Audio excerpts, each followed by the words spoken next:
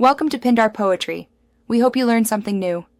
You start by signing into the Azure portal and selecting the resource group where you want resources to live.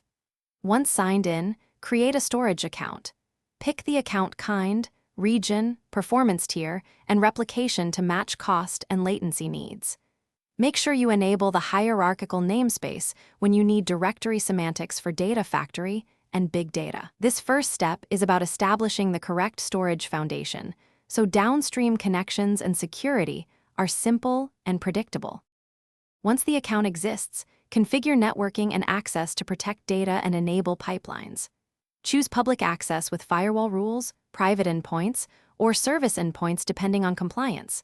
Private endpoints reduce exposure. Set access tiers, cores, and lifecycle policies so you control costs and retention. Next, assign IAM roles.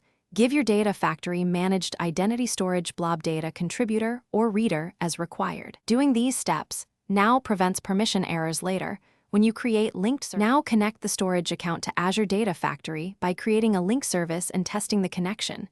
Use managed identity for secure, passwordless auth when possible.